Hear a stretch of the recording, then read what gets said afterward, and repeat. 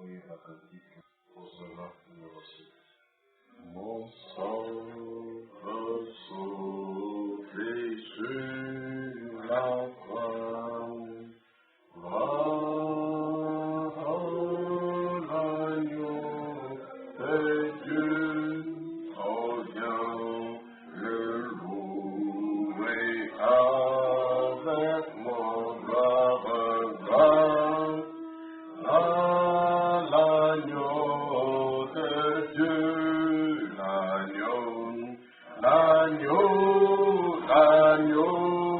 l'agneau de Dieu, jamais l'écho de ton nom brillera sur mon front, l'agneau de Dieu. Je veux dire à chaque pécheur gloire, l'agneau de Dieu. Enfin je trouverai mon propre gloire, l'agneau de Dieu, l'agneau de Dieu, je me jamais l'écho de ce nom brillera sur mon front, l'agneau de Dieu. Oui, je veux chanter plein de foi, gloire à l'agneau de Dieu, mon sauveur est mort pour moi, gloire à l'agneau de Dieu, l'agneau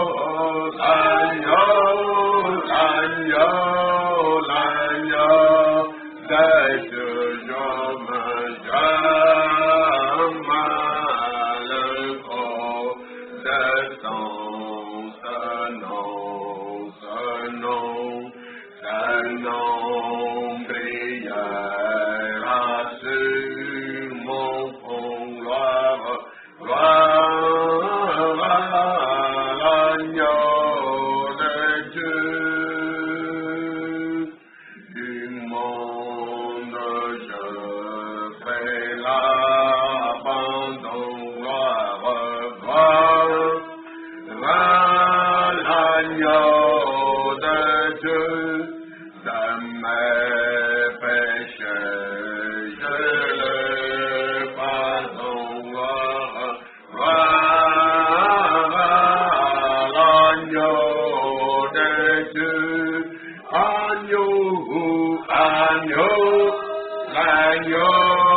l'agneau de Dieu, je me l'écho de ton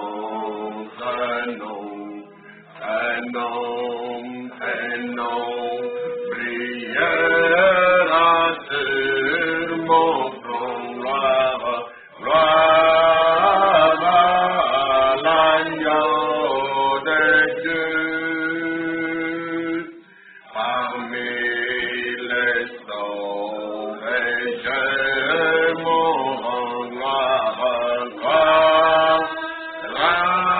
l'agneau de Dieu, mon cœur est lavé dans son sang, gloire, l'agneau de Dieu, l'agneau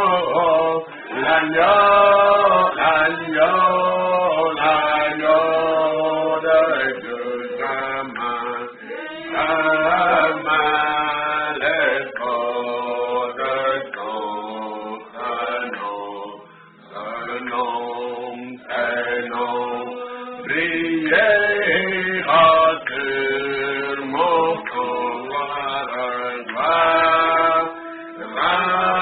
l'agneau de Dieu, l'agneau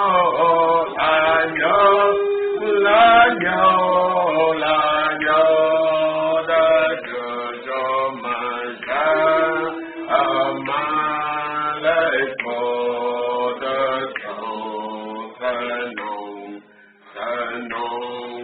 Canon, prière à cœur mon gloire,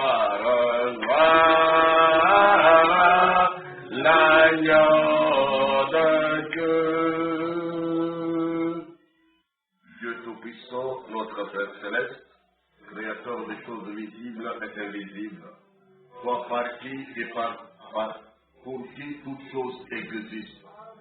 Tu es le vénérable, l'adorable, le glorieux, le suprême, Dieu véritable, Seigneur des seigneurs, Roi des rois, Dieu souverain.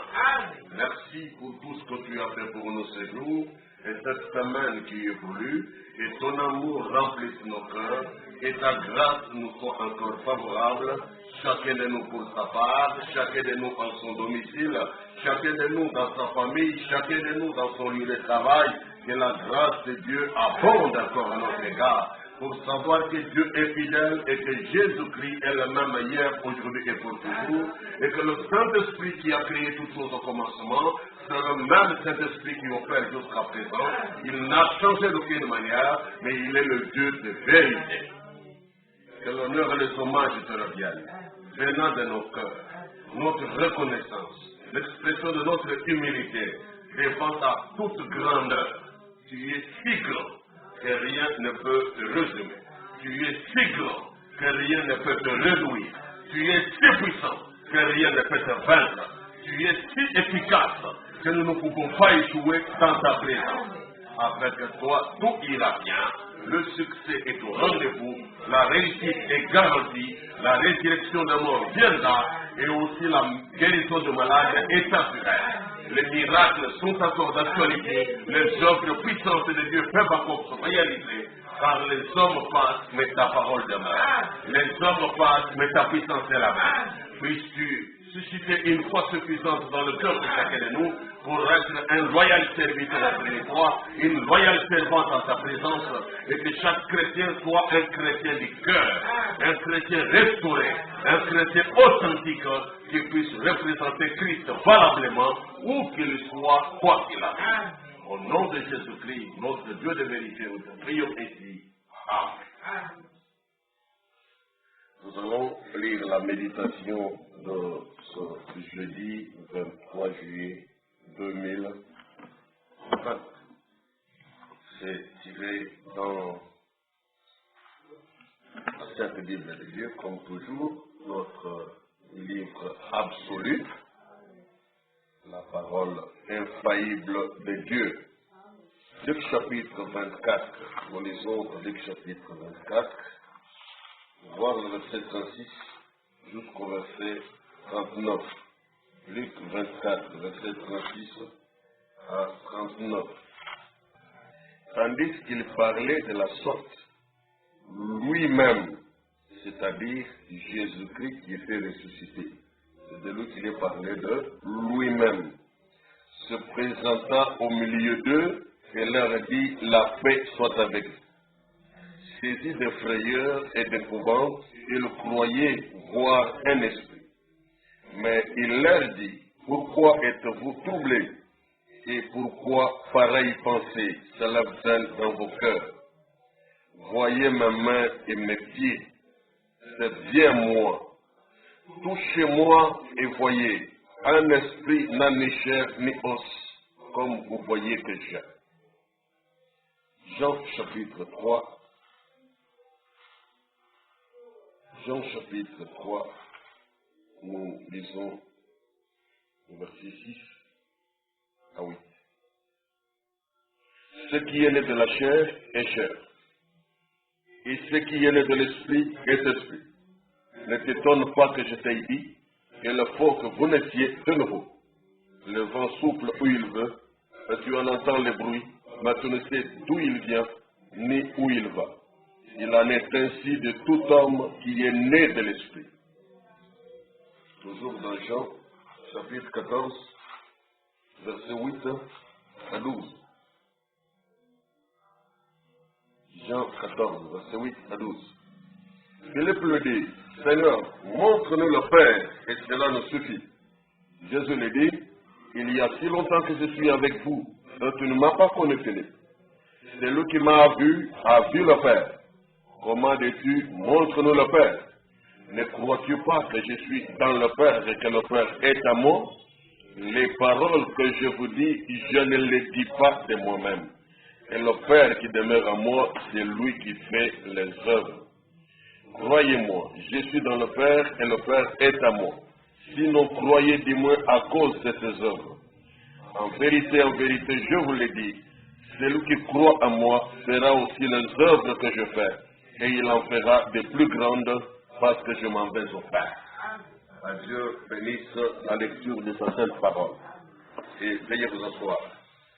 En examinant bien, vous voyez la méditation de ce soir, il y a des riches vérités bibliques, des riches profondeurs de la Bible que nous ne saurons pas dans les quelques minutes que nous avons à partager cette méditation, que nous ne saurons pas épuiser toutes.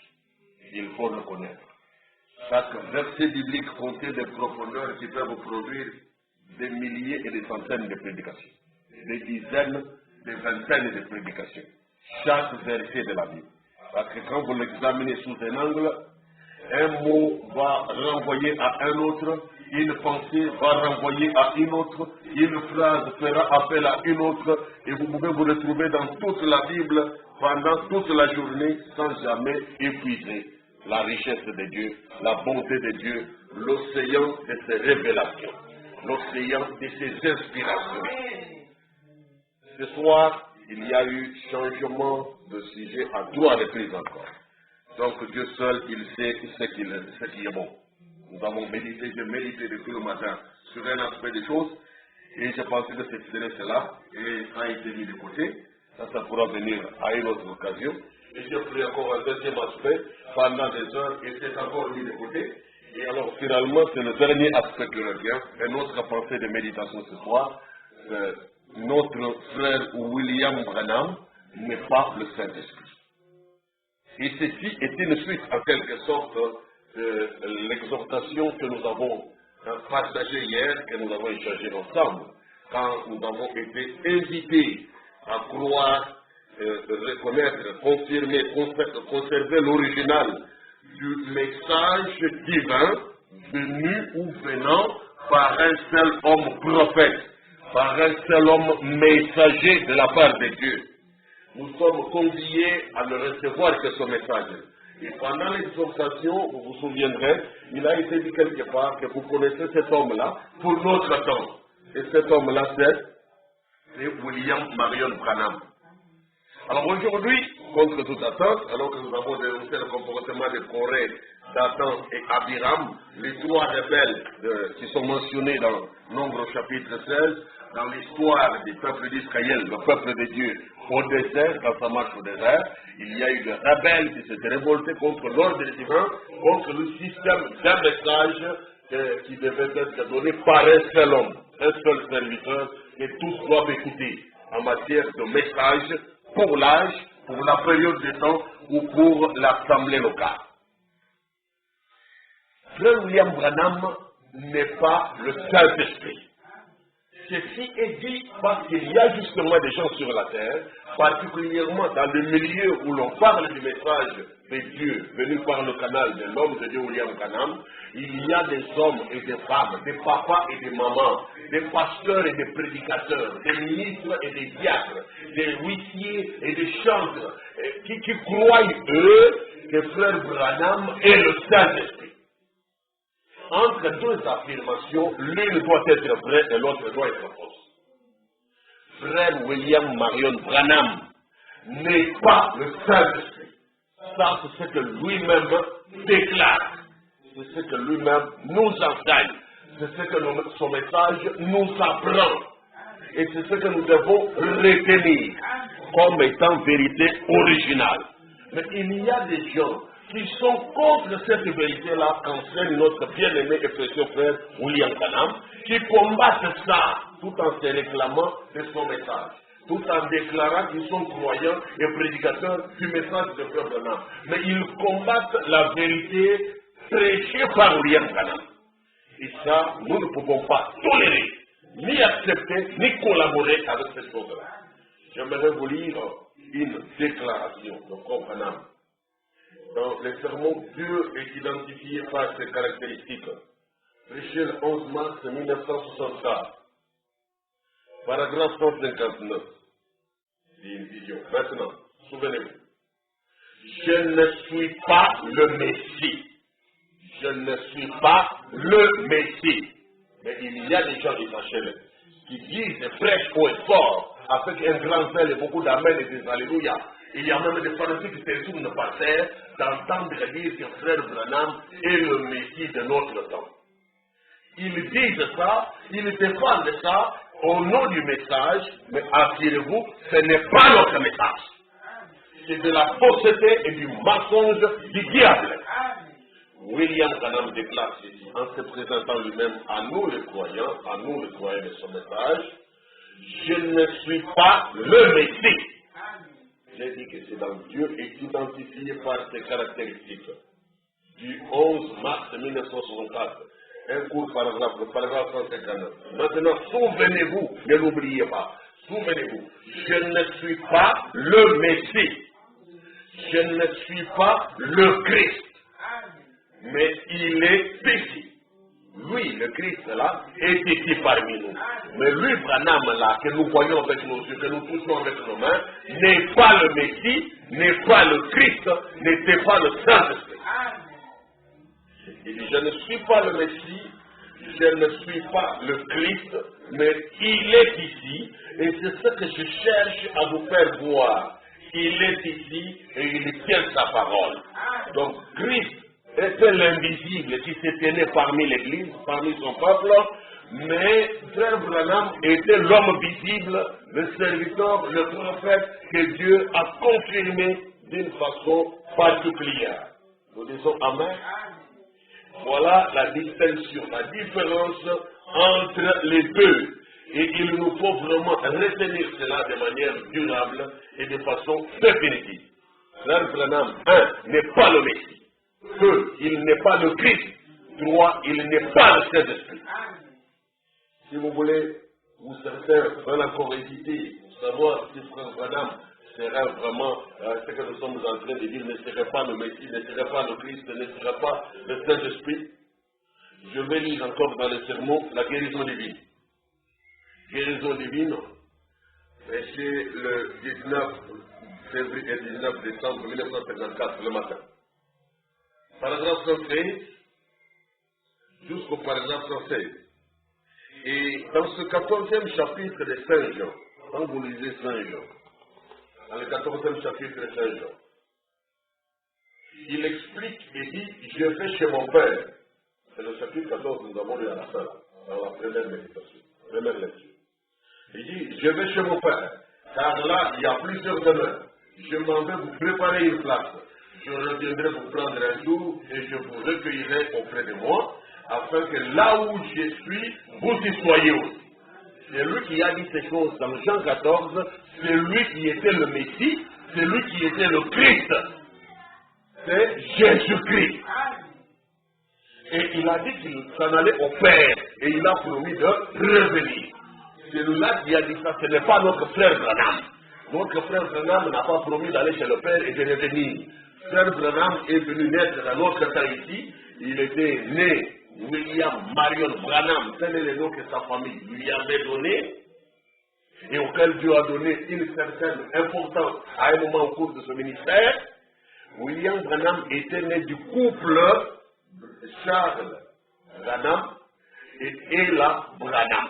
Les deux hommes-là, ce sont eux qui ont mis au monde William Branham. Un couple, un homme et une femme de la terre. Comme tout parent peut mettre au monde ses enfants. Mais quand l'enfant était né, il y a eu des manifestations surnaturelles. Ça, c'est après sa naissance. Mais pour sa conception et tout ce qu'il y a eu comme grossesse, il n'y avait rien de particulier. Mais c'est après sa naissance que Dieu a commencé à se manifester. Par la colonne de feu qui était apparue à la fenêtre de là où on avait placé son berceau. Voyez, il est né le 6 avril 1909 dans l'état de Kentucky aux États-Unis d'Amérique. William Branham. Il est né le 6 avril 1909 et il est décédé le 24 décembre 1965. Décédé le 24 décembre 1965. Sa tombe, comme la tombe de David d'autrefois, existe encore jusqu'à ce jour parmi nous. Et c'est une tombe qui est fermée. Elle est fermée, et elle garde un corps. C'est le corps de William Branham. Vous voyez, c'est comme quand Pierre a parlé dans Actes chapitre 2, quand il a parlé du Christ, du Messie qui devait venir, et comment est-ce que David, autrefois, sous l'onction du Saint-Esprit, il avait dit, tu ne permettras pas à ton sein de voir la corruption, et tu n'abandonneras pas mon âme au séjour des morts.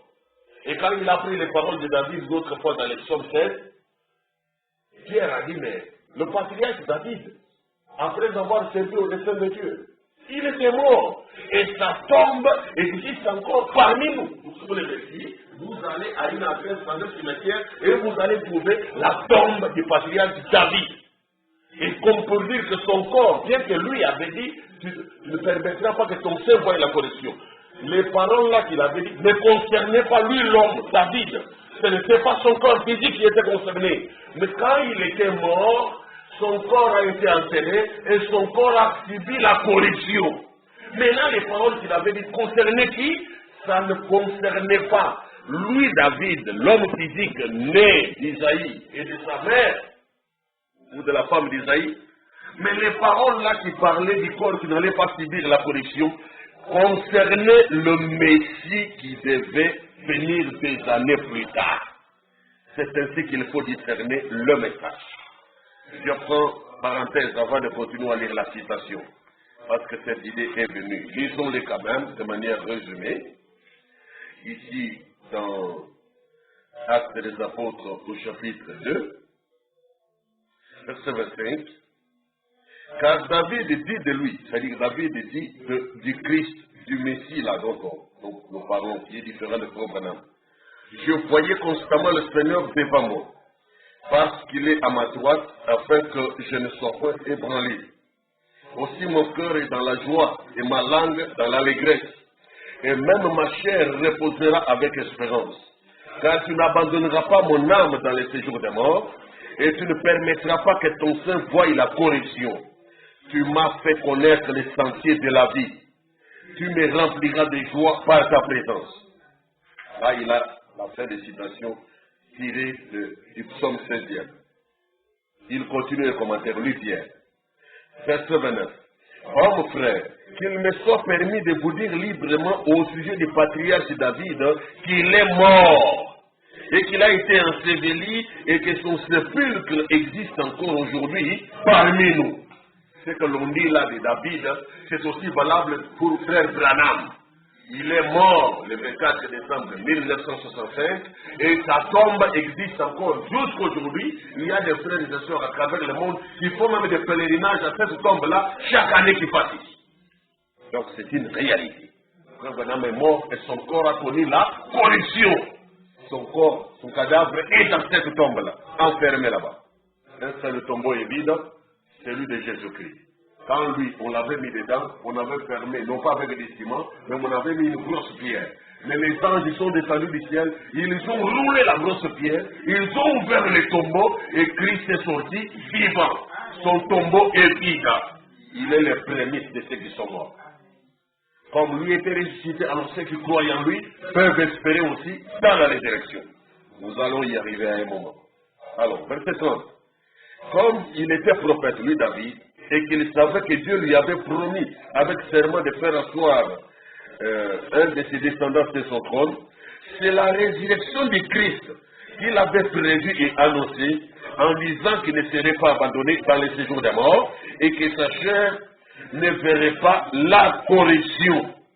Donc, les paroles là dont David a parlé, il ne parlait pas de lui-même, bien qu'il avait dit, ne permettra pas que ton sein voie la corruption, et tu n'abandonneras pas mon âme au séjour des morts. Comme si c'est de David qu'il parlait de lui-même. Mais il avait prévu la résurrection de Jésus-Christ, le fils de David.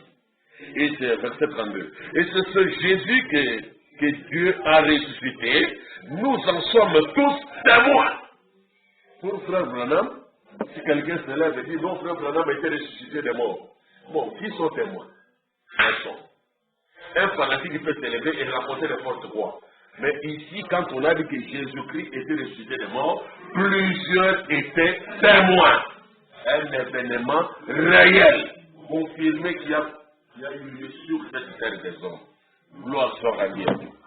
Alors je vais poursuivre, après avoir lu donc Actes chapitre de verset 25 jusqu'au verset 32, je vais poursuivre avec la lecture du frère Branham dans la prédication, la guérison divine.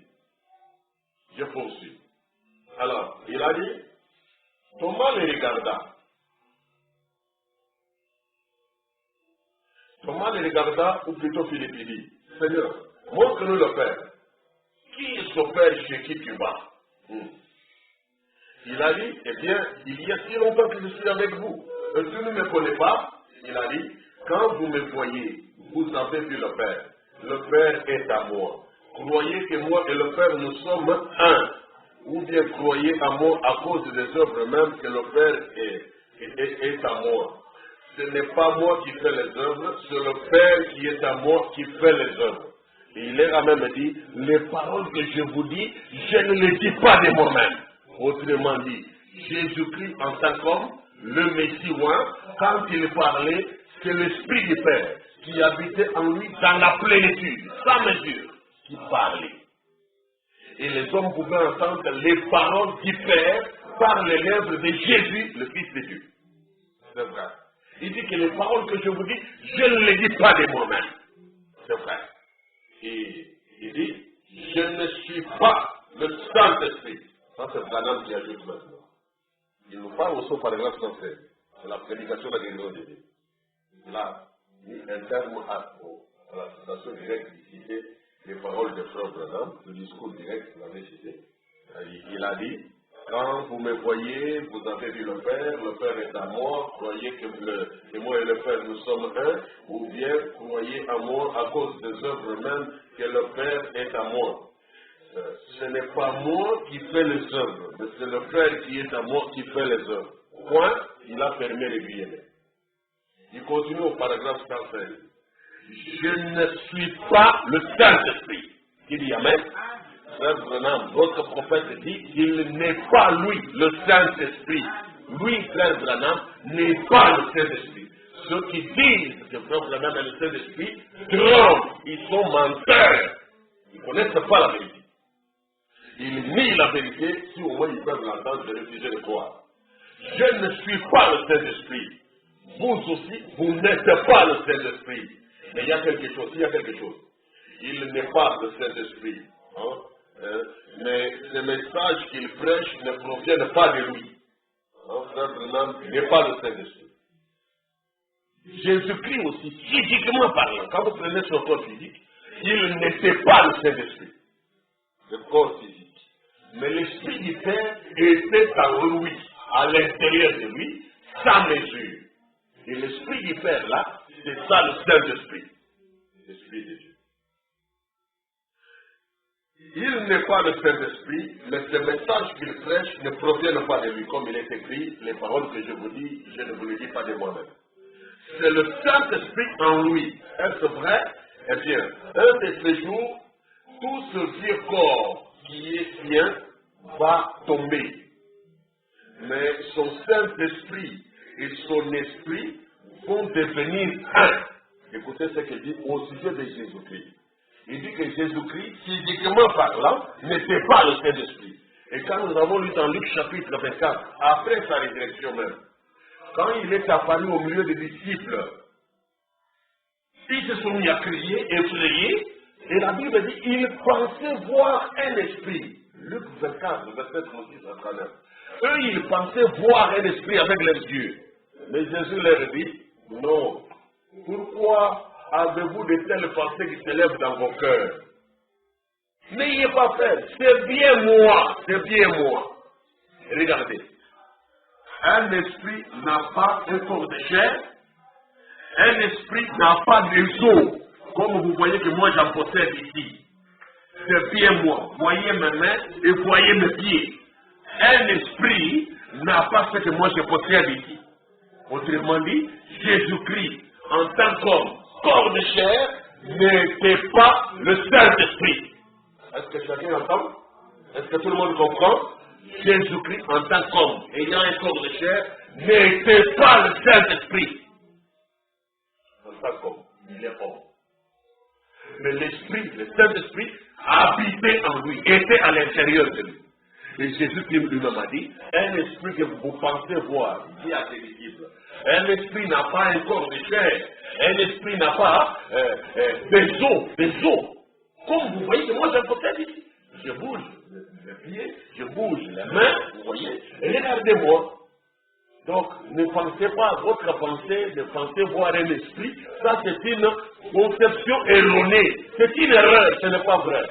Ne croyez pas comme ça, n'ayez pas de telles pensées en vous là.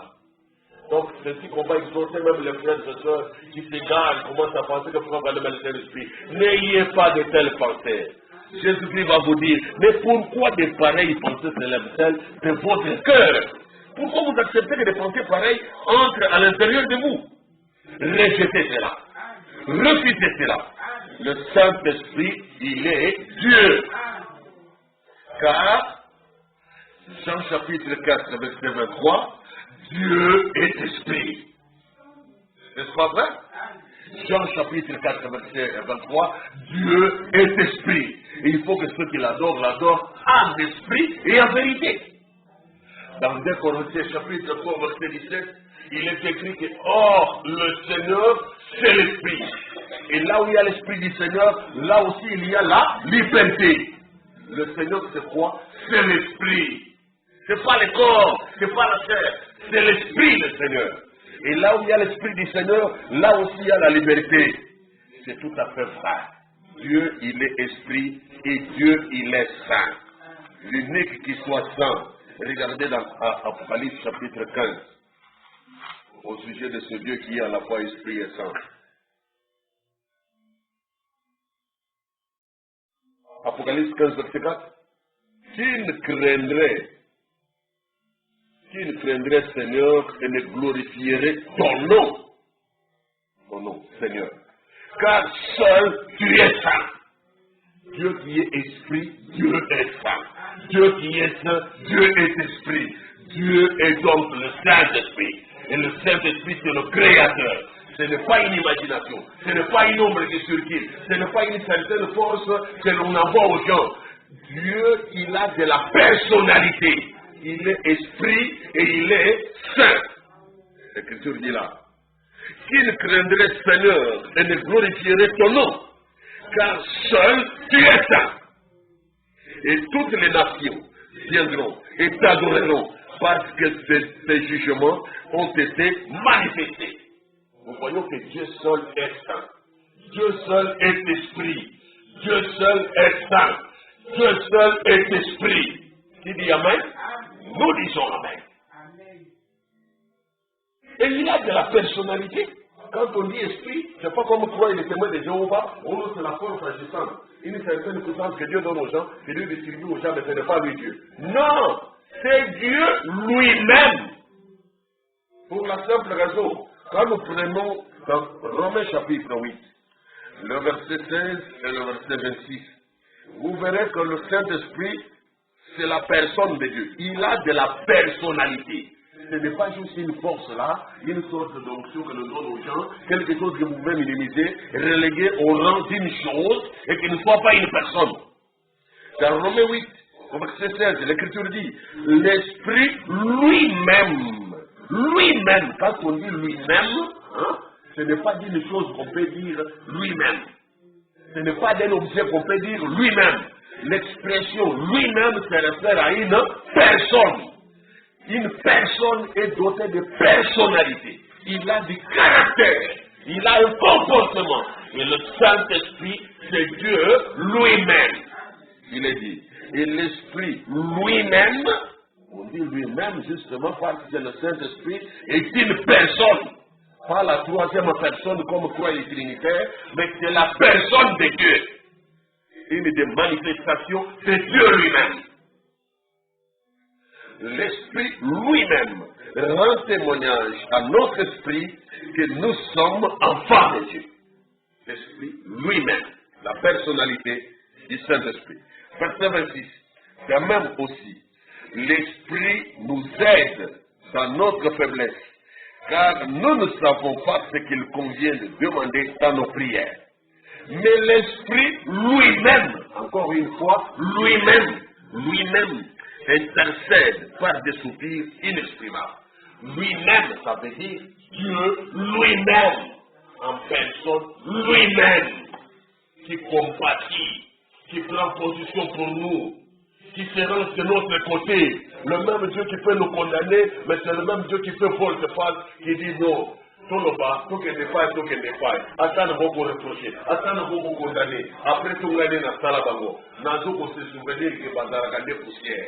Parce que demandé la couture ya mabini. Bazar des fragiles basomoki. Bazar des fragiles. Le même Dieu qui donne une loi sévère, qui annonce des sanctions sévères, c'est le même Dieu qui fait volte-face et devient notre avocat. Il intercède pour nous. Il compatit. Comme c'est écrit dans les psaumes 103. Comme un père a compassion de ses enfants, l'Éternel a compassion de nous. Il se souvient que nous sommes poussière. Il ne peut pas aller en jugement extrémiste contre l'homme. Même quand il frappe, la miséricorde de surgit toujours à un moment donné. Même quand il veut punir, il y a toujours la grâce qui intervient. Et à un moment, il relâche. Il supporte, pardonne. Il nous comprend. Il est notre ami fidèle. Dans les psaumes 103, verset 14.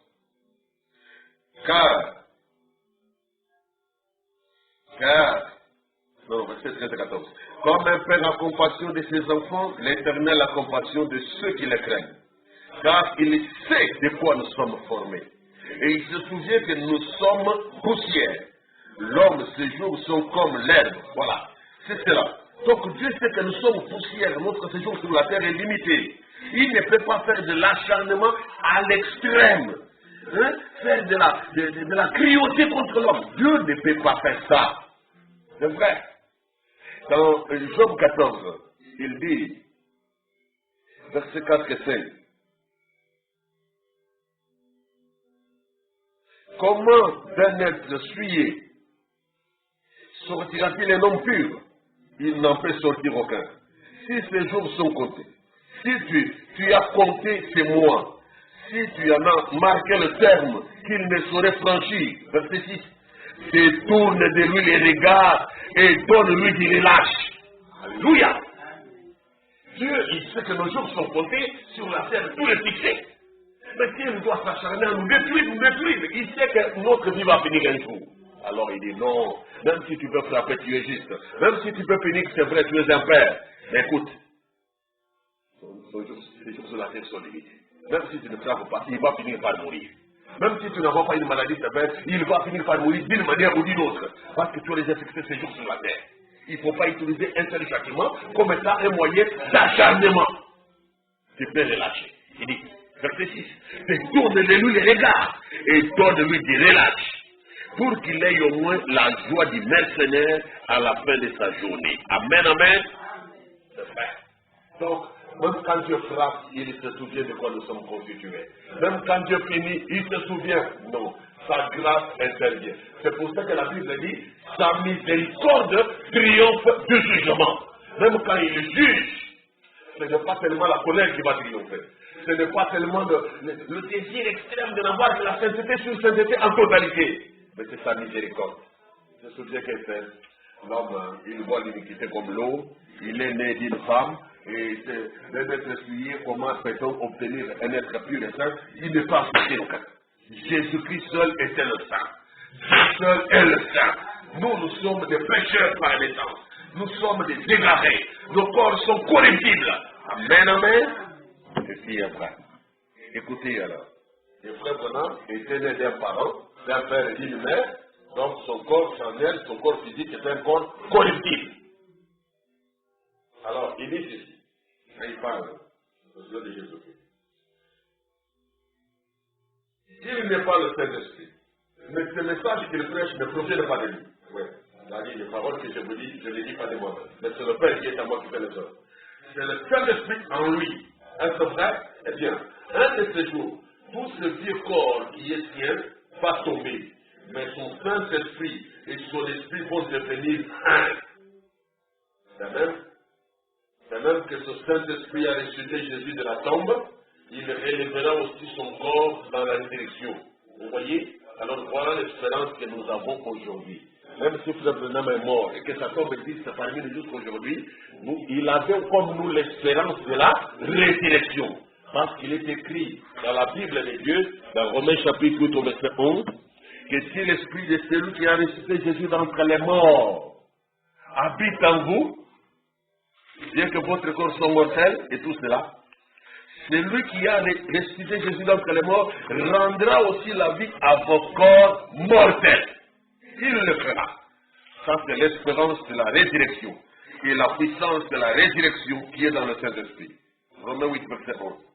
Et si l'esprit de celui qui a ressuscité Jésus d'entre les morts habite en vous, celui qui a ressuscité Christ d'entre les morts rendra aussi la vie à vos corps mortels par son esprit qui habite en vous. Nous disons Amen. Et quand nous allons dans 1 Corinthiens chapitre 15, nous voyons encore la même pensée, une autre pensée revenir.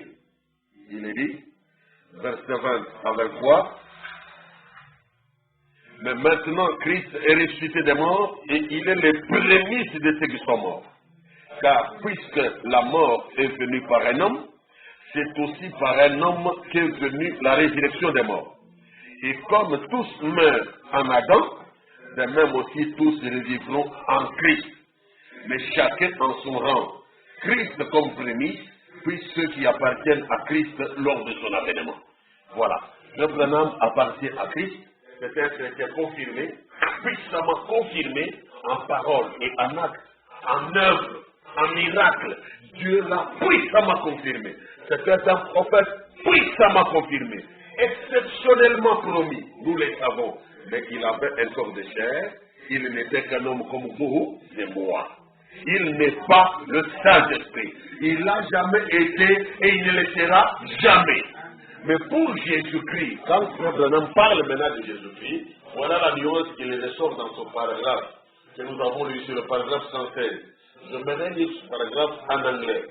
Divine Healing, la guérison divine. Il dit ceci. I am not the Holy Spirit. Je ne suis pas le Saint-Esprit. You're not the Holy Spirit. Vous n'êtes pas le Saint-Esprit. But if there is anything, mais s'il y a quelque chose, he is not the Holy Spirit. Lui, il n'est pas le Saint-Esprit. But those messages he preaches was not of him. Mais ce message qu'il prêche n'était pas les siens. It's the Holy Spirit in him. C'est le Saint-Esprit en lui. Is that right? Est-ce vrai? Well, some of the day, l'un de ces jours, this whole little golden thumb of his is going to drop down. Son vieux et petit corps si friable là va succomber. Un de ces jours, le même Jésus là, qui avait un corps physique, qui n'était pas le Saint-Esprit, le corps qui n'était pas le Saint-Esprit, mais qui hébergeait en lui, qui incarnait en lui seul toute la plénitude de l'Esprit de Dieu, toute la plénitude de la divinité. Il dit, un de ces jours, ce friable corps-là, ce vieux petit corps-là qui était le sien, devait succomber, devait mourir donc. But his Holy Spirit and his Spirit become one. Et quand il va mourir, son esprit à lui et le Saint-Esprit vont devenir un seul et même esprit. Qui dit Amen. Pour Jésus-Christ, c'est ça la particularité. Parce que l'esprit qui était à lui, c'était le Saint-Esprit, l'esprit du Père. Mais lui aussi, pour naître sur la terre, parce qu'il n'était pas né déjà rempli de la totalité du Saint-Esprit, de la plénitude. La plénitude est venue après son baptême de par Jean-Baptiste. Mais maintenant, quand Jésus-Christ, son corps friable, son vieux petit corps-là devait mourir, que dit le prophète, son vieux petit corps-là, quand il allait succomber, l'Esprit de Jésus et le Saint-Esprit lui-même devaient devenir un seul et unique esprit. Voilà pourquoi dans 1 Pierre 3, verset 18, la Bible nous donne cette révélation et cette précision très importante à savoir. Quand on distingue le corps physique et l'esprit de Jésus, l'on dit, 1 Pierre 3, verset 18,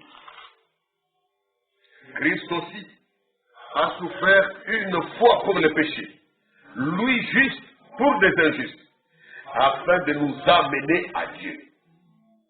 Écoutez bien, il a été mis à mort quant à la chair et rendu vivant quant à l'esprit. Donc, Jésus a été mis à mort quant à la chair. Donc, le corps, quand il est mort là, c'est son corps qui est mort. Et ce corps qui était mort là n'était pas le Saint-Esprit. Ça, c'est le corps physique, le corps de chair. Mais maintenant, le même Jésus qui était mort quant à son corps, c'est le même Jésus qui a été rendu vivant dans son esprit. Donc, quand ce corps était mort, dit Frère Branham, l'esprit de Jésus avec lequel il était né sur la terre, et duquel nous lisons, quand nous lisons dans la Bible, quand Jésus était en train de mourir, il a dit quelque chose dans Luc chapitre 23 au verset 46. Il a parlé de son esprit à lui, l'esprit petit E. J'aimerais que vous remarquiez ce détail biblique, très important, pour échapper à toute corruption, à toute interprétation falsifiée. Dans Luc chapitre 23 au verset 46, la Bible a dit ceci. Jésus s'écria d'une voix forte, « Père, j'ai remis mon esprit entre tes mains. » Et en disant cela, il expira. Vous voyez que l'homme Jésus avait un corps de chair, vraiment comme le nôtre ici, un corps semblable au nôtre, et ce corps de Jésus-là n'était pas de Saint-Esprit. Branham aussi avait un corps de chair comme le nôtre, mais le corps de Branham n'était pas le Saint-Esprit. Amen, amen. C'est la différence. Jésus-Christ est né virginalement, il était le Saint de Dieu depuis sa naissance, et Branham est né par un père et une mère pécheur. Et lui n'était pas saint dès sa naissance, non. Il a été consacré, le Seigneur l'a appelé pour qu'il puisse abandonner la vie du péché, la mauvaise vie. Il l'a converti, il l'a mené à la repentance, il l'a mené au baptême du Saint-Esprit, comme vous et moi. Mais pour Jésus-Christ, il était né virginalement parce que c'était le Messie de Dieu, le corps créé de Dieu, dans lequel toute la plénitude de la divinité devait tabernacle. Béni soit le nom de Dieu. Maintenant, l'esprit avec lequel Jésus, son corps était né, c'est cet esprit-là que Jésus dit ici, Père, j'ai remis mon esprit irrésistible entre tes mains. Et quand il mourait comme cela, Branham dit, son esprit-là et l'esprit de Dieu sont devenus un seul et unique esprit. Imaginez, l'esprit de Jésus, il va au Père. Il Père, le Père c'est le Saint-Esprit. Il est esprit, il est saint. Il est saint, il est esprit. Le Père, il reçoit l'esprit de Jésus. Et ça devient un seul et unique esprit. C'est clair pour tout le monde? Et c'était Dieu. C'est pour cela que vous allez remarquer ceci. Jésus avait dit une chose. Bien que nous avons lu dans Romains 8 au verset 11, que l'esprit de celui qui a ressuscité Jésus d'entre les morts, qui habite en vous. C'est l'esprit qui est venu ressusciter le corps. L'esprit qui a ressuscité Jésus. Vous voyez ça? Mais une chose que Frère Branham nous montre ici, et que Jésus-Christ a dit d'ailleurs dans la Bible, il a dit, j'ai le pouvoir de donner ma vie, et j'ai le pouvoir de la reprendre. Lui, étant dans son corps de chair, a dit ça. Lui, Jésus, le Messie, avait le pouvoir de donner sa vie. Donc, c'est livré à la mort. Et il avait également le pouvoir de reprendre sa vie. C'est-à-dire, une fois qu'il serait mort, son esprit et l'esprit du Père deviendraient un seul et unique esprit, en termes de blocs et tout. D'ailleurs, même lui et le Père, il avait déjà dit même dans son corps, moi et le Père, nous sommes un. L'esprit, la plénitude de l'esprit de Dieu, entrant dans le corps de Jésus-Christ, C'était la plénitude. Ça s'est fusionné avec l'Esprit et il a travaillé. Le Père Esprit travaille et le corps de Jésus au travail. Mais Jésus parlait tantôt de son Père, tantôt il parlait de lui-même. Quand il parle de son Père, il parle du Saint-Esprit, et quand il parle de lui-même, il parle de son corps, le corps physique. Mais les deux étaient devenus un, une seule personne. N'est-ce pas vrai? Et quand il meurt, l'Esprit là Jésus revient maintenant, et son esprit, qui pouvait être un esprit, Jésus à sa naissance, et le Saint-Esprit, la plénitude de la divinité, qu'il a reçu après son baptême d'eau, est devenu un. Et les gardant en vie, bien que le corps était mort, ce même esprit-là est venu ramener le corps physique à la vie. C'est comme si dans un sens, le Saint-Esprit qui est Dieu a ressuscité Jésus son Fils, mais dans un autre sens, Jésus-Christ qui est le Messie, qui est un avec le Père, s'est ressuscité lui-même. En retournant, en reprenant sa vie. Béni soit le nom du Seigneur. Et ceci montre en même temps que dans un sens, Jésus-Christ était mort, c'est le corps de chair, et dans un autre sens, Jésus-Christ n'est jamais mort. C'est-à-dire le Saint-Esprit de Jésus-Christ n'a jamais connu la mort, n'est jamais mort. Il n'a fait que goûter à la mort à travers le corps de Jésus-Christ, le Messie. Est-ce que c'est clair? Et Dieu fasse grâce à chacun d'eux pour se dire et ne pas avoir de la confusion. Alors, j'aimerais lire dans un autre sermon ici, dans la prédication, nous voudrions voir Jésus, pour voir comment exercer le discernement. Il a dit ici.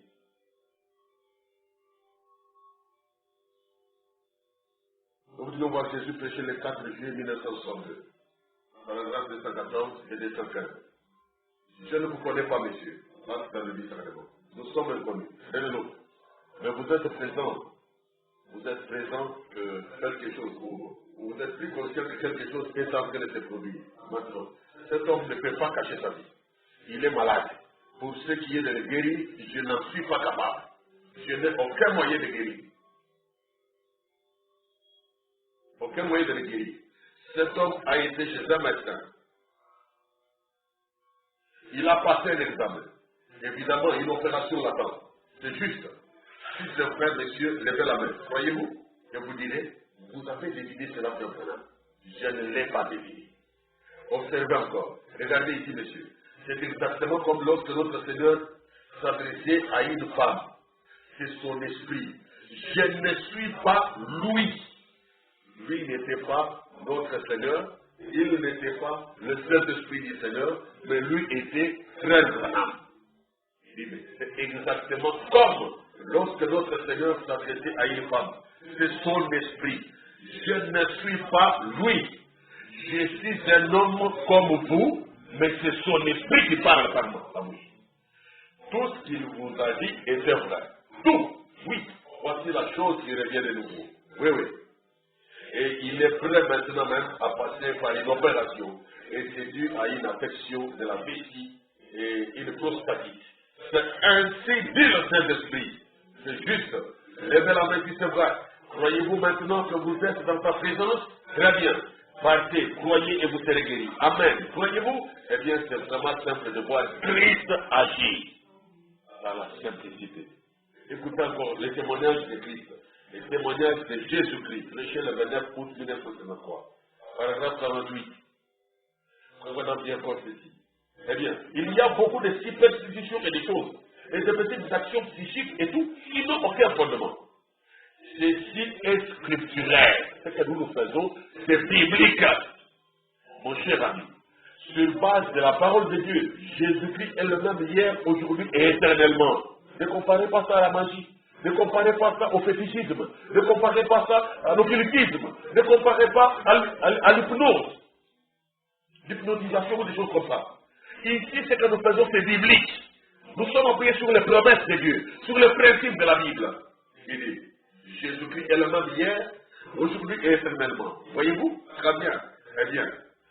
Je ne suis pas lui. Moi, je ne suis pas Jésus-Christ. Il est dans la salle.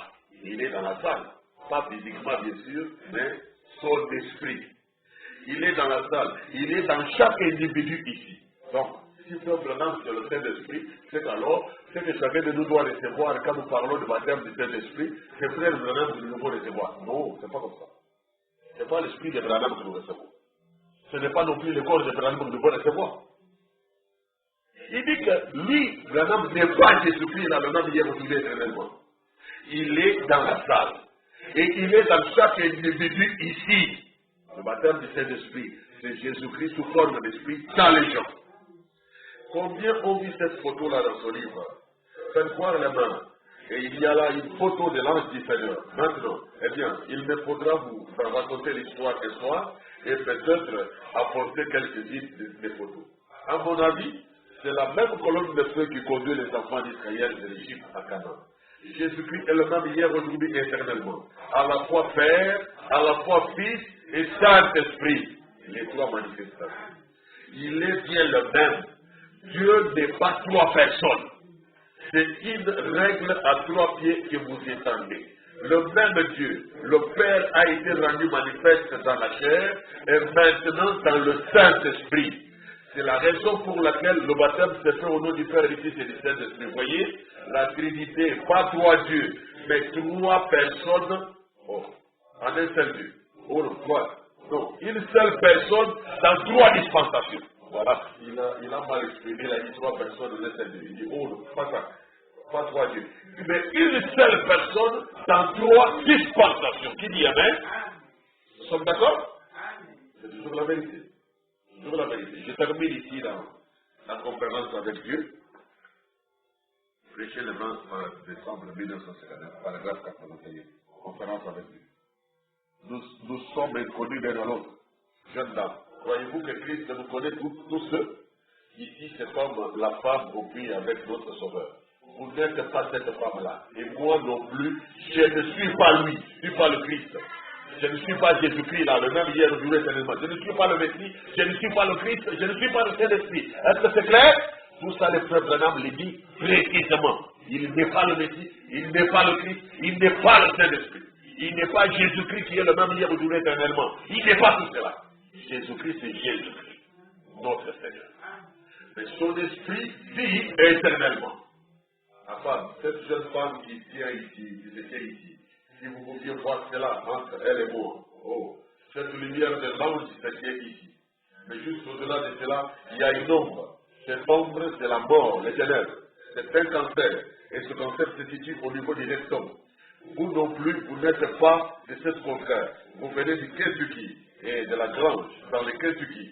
C'est juste, Madame Johnson. Qu'en serait-il si, par exemple, vous croyez de tout votre cœur, rentrez chez vous, Jésus-Christ vous rétablit. Voyez-vous cela? Voilà. Il ne parle pas de lui, Branham, qui rétablit les gens. Lui n'était pas le Saint-Esprit. Lui n'était pas le Christ. Lui n'était pas le Messie. Lui n'était pas Dieu. Lui n'était pas le Saint. Lui, il était un pécheur sauvé par grâce. Il était un homme ayant un corps et qui a conduit un début de vie, une fin de vie sur terre. Et qui a reçu la vie éternelle sur base de la foi, selon les promesses de la Bible de Dieu. Amen, amen. Il est notre précieux frère dans la foi. Un jour, quand Jésus va revenir, son corps va sortir aussi de la tombe, ressuscitera pour partir avec nous dans l'enlèvement. Ceci est l'évangile, l'ancien évangile. Que Dieu bénisse notre foi au nom de Jésus-Christ. Et que toute gloire soit rendue à Dieu seul, l'adorable. Dieu seul qui mérite toute adoration. Toute la gloire doit aller à lui, Dieu seul, notre Créateur. Et qui seul est incorruptible. Il est immortel à jamais. Qui vit éternellement. Que toute la gloire lui revienne à lui seul. Shalom, shalom. Que Dieu vous bénisse. Nous tenons debout pour la prière. Nous allons chanter le cantique Hosanna numéro 170. Entends-tu, Jésus t'appelle. Viens au pécheur, il t'attend. À cette voix si fidèle, tu résistes assez souvent. Mais laisse qu'aujourd'hui, tu ne demeures plus dans l'incrédulité, dans le péché, dans les histoires, dans les fausses croyances, dans les mensonges. Mais écoute la voix du Seigneur qui t'appelle. Répands-toi, convertis-toi, viens à Dieu et donne-lui toute ta vie.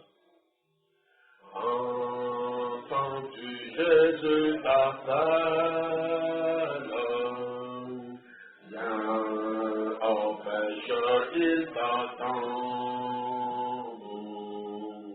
À cette voiture fidèle, tu résistes encore souvent. Laisse entrer les rois de gloire. Ouvre ton cœur à Jésus, laisse entrer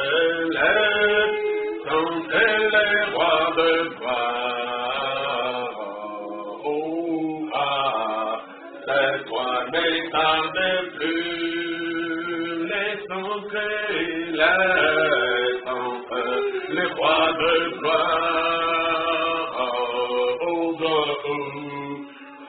ton cœur à Jésus, laisse entrer les rois de gloire. Sa majesté, c'est toi, ne tarde plus.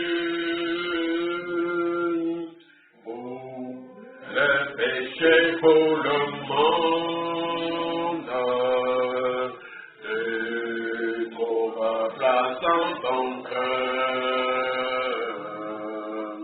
Point pour les sauveurs du monde, rien pour l'homme de douleur. Laisse entrer les rois de gloire. Ouvre ton cœur à Jésus, laisse entrer les rois de gloire. Sa majesté,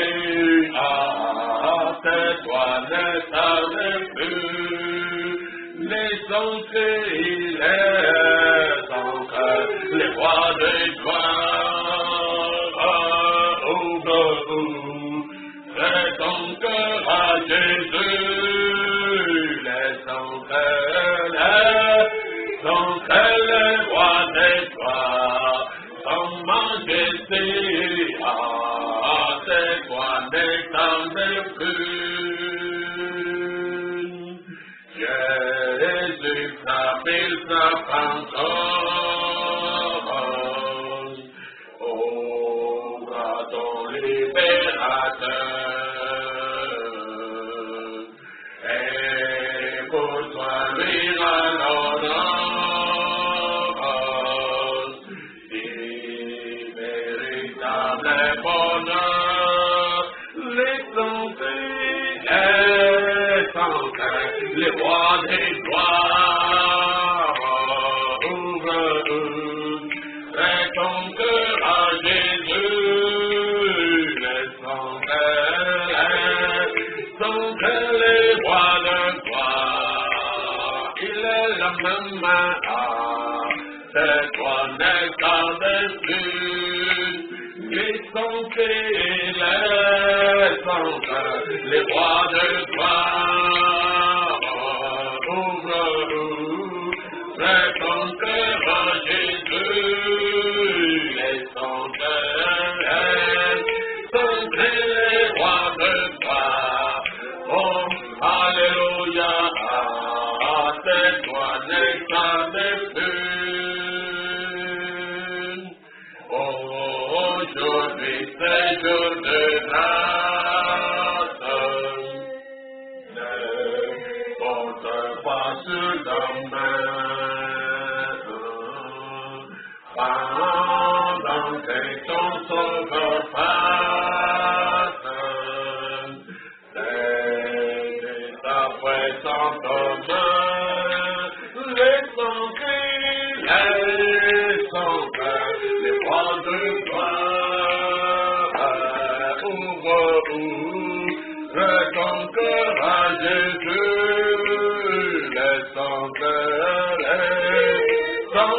les rois de gloire. Majesté, c'est toi, ne tarde plus. Laisse entrer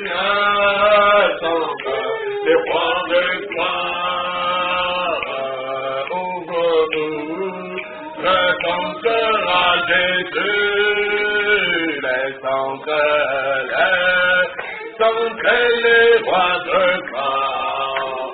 Il est la même hâte, toi ne tarde plus.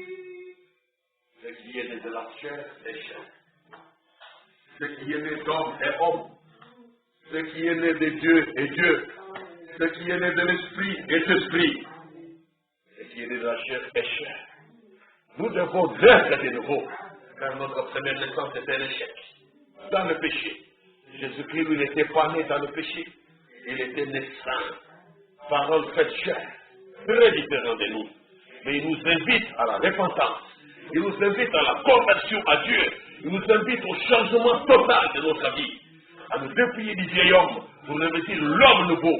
Christ, la parole manifestée. Prions chacun maintenant.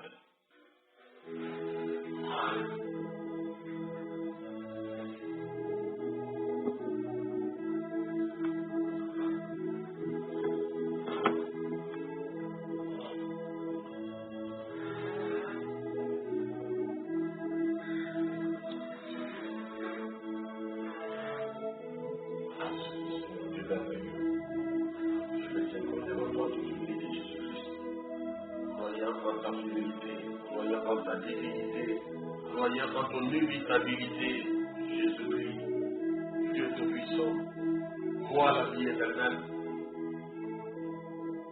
toi le Dieu véritable et la vie éternelle, comme dit David. Laisse-nous croire en ta divinité, voir cette divinité avec précision, avec distinction, sans confusion, sans mélange, ni de pensée d'homme, ni de vue d'esprit, ni de vision, ni de vérité rapportée dans ta sainte livre. Que nous voyons cette divinité avec distinction et avec précision, sachant que tu es le seul adorable. Parce que lorsque Christ est entré dans le monde, il a été écrit que tous les anges de Dieu l'adorent. Parce qu'il s'agissait de Dieu devenant homme. Il s'agissait de Dieu pécheur.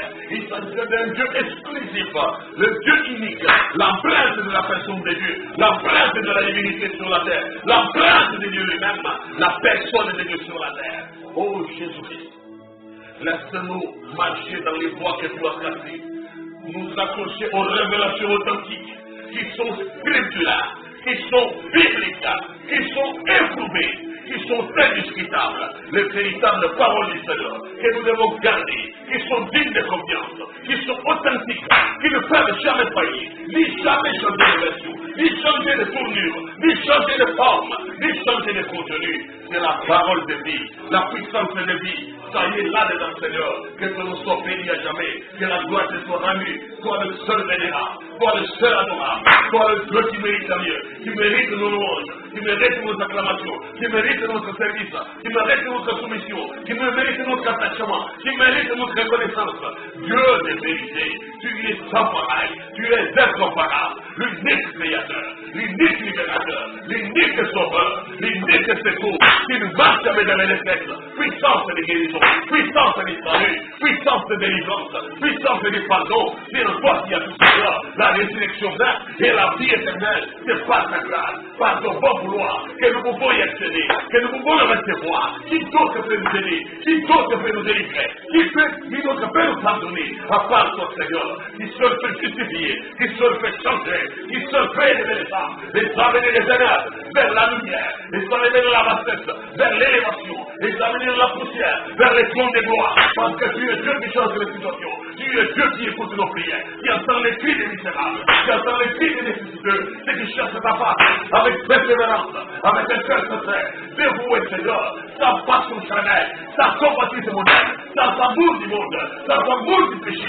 sans amour de compréhension, mais Seigneur ceux-là qui veulent se déplier de ce vieil homme, qui renoncent à eux-mêmes et veulent voir sur scène, ils verront la gloire de Dieu, ils verront la puissance de Dieu, ils verront la puissance de l'élection, verront le soutien de Dieu, verront la miséricorde, sa compassion, de quelle manière il compatit. Il comprend ce que nous sommes. Juste poussière, Seigneur. Il ne fait aucun acharnement. Il apportera de sa grâce. Et sa bonté se renouvellera. Chaque matin, c'est la vérité. Ton esprit est frère. Il apporte l'option. Il apporte la rédemption. Il donne le salut des âmes. Il donne l'expérience. Et nous le voyons jusqu'à présent. C'est le même esprit qui est en Jésus-Christ. tu viens agir encore maintenant. Et tu peux faire des grandes choses. Tu peux répondre les œuvres de Christ dans ceux qui pointent. Comme on l'a vu dans le prophète Branham, un homme comme nous, qui n'était pas le Saint-Esprit, mais qui avait le Saint-Esprit. Il n'était pas la plénitude, mais il avait une portion. Et Jésus-Christ, par sa consécration, par sa dévotion, restant attentif à Dieu,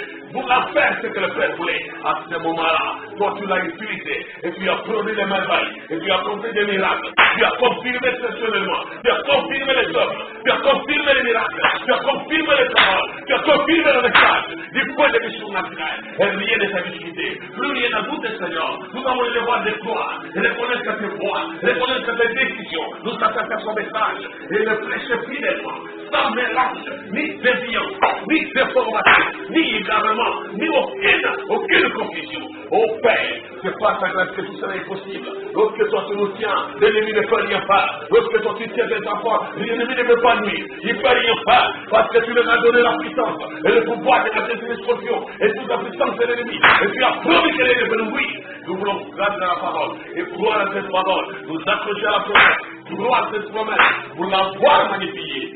Béni soit ton nom à jamais. Jésus-Christ, tu es le même hier, aujourd'hui pour toujours. Tu n'es pas William Branham. C'est toi le Messie. C'est toi le Christ. C'est toi qui as incarné la plénitude de la divinité, la plénitude du Saint-Esprit. C'est toi, Jésus-Christ, qui a même les termes, on les connaît comme étant le Saint de Dieu, l'unique Saint, qui n'était pas encore visible, qui était lumière dans l'Ancien Testament, qui était colonne de feu. Oh Jésus, ce sont même là qui est devenu un homme. Et les démons l'ont reconnu, les saints anges l'ont reconnu. Ils ont dit que c'est lui le Saint, le Saint-Enfant qui est né de Marie, le Saint-Enfant qui est né de la Vierge. Oh, il est appelé le Fils de Dieu Léo. Alléluia, louange de Jésus-Christ, dans tous les siècles, dans tous les âges, en tout lieu et chaque fois. Merci Seigneur. Est-ce que toute la gloire te revienne, que tout l'honneur te revienne, tous les hommages te reviennent, que tout revienne dans ta maison, tout revienne à toi Jésus-Christ, l'exceptionnel, l'unique, l'incomparable, l'univoque, l'incorruptible, l'infatigable, celui qui vit éternellement. Oh, béni soit ton nom, merci. Si Seigneur mon Dieu. C'est béni. Mon âme t'est bénie. Mon âme t'est bénie, Seigneur. Tout ce qui est à moi béni ton Seigneur. Mon âme t'est bénie. C'est loué et t'adore. Tu es adorable, justement. Tu es vénérable, Seigneur. Garde ton église dans ta présence. Garde tes rachetés, Jésus. L'expérience que tu les as donnée. Protège l'expérience. Confirme ton pratique. Appuie tes témoignages. Appuie l'expérience pratique. Oh Jésus, que l'ennemi ne puisse pas savoir. Comme tu as dit dans ta parole, l'ennemi ne fait pas la fête. Celui qui est né de Dieu garde. Il les garde. Il les garde. Et l'ennemi ne les touche pas. Le malin ne les touche pas. Que Dieu lui-même garde ses enfants. Chacun de Seigneur. Garde les voix pour qu'ils ne défaillent pas. Que nous puissions triompher, Seigneur. Même devant les maladies et les défis, que nous puissions voir la grande victoire, les grandes victoires venues à Golgotha, manifestées par le Messie, Jésus-Christ le même, l'unique. Gloire à toi pour toujours.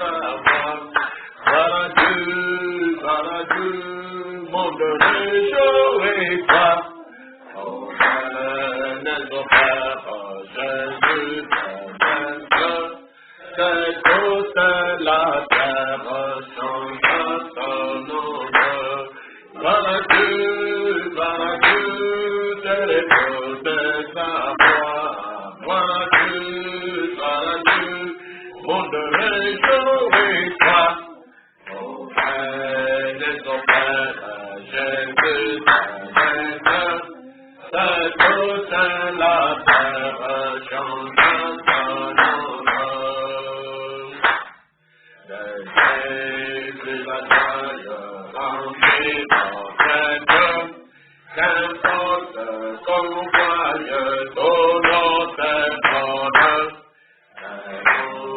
ta promesse, Jésus changera, quand on enlève quand tu reviendras. Vas-tu, téléphone ta voix, vas-tu, mon réveil, toi, mon frère et son frère, Jésus, vainqueur, c'est toute la terre, chante par mon nom. Vas-tu, téléphone ta voix, vas-tu, monde réjouis-toi, ton frère et ton frère, Jésus, vainqueur, que toute la terre chante par nos mains. Merci Seigneur Jésus pour cette belle soirée, pour la méditation de ta parole, pour la découverte de ta vérité, et du fait que tu nous rends capables de garder ta vérité sans mélange, que nous ne puissions pas nous mêler aux confusions, nous ne puissions pas avaler les faussetés, nous ne puissions pas croire les fausses doctrines, et recevoir les fausses interprétations, les déformations de son message, notre précieux message. Puisse chacun les garder dans son originalité, dans sa vérité authentique, sans rien ajouter, sans rien rétrécir, mais garder le message tel que Dieu nous l'a laissé, car c'est le moyen qui nous prépare, qui veut nous perfectionner pour les jours J, les jours de l'enlèvement. Place dans nos cœurs l'espérance de la résurrection, comme l'avait Frère Branham, comme l'avait Christ aussi en tant qu'homme en son temps. Il avait cru en cette résurrection, et quand le temps était arrivé, la mort avait frappé le corps physique, mais son esprit est demeuré vivant. Il est allé prêcher dans l'esprit dans le séjour des morts. Il est allé là-bas, il a fait du travail, et il est devenu ressusciter le corps physique.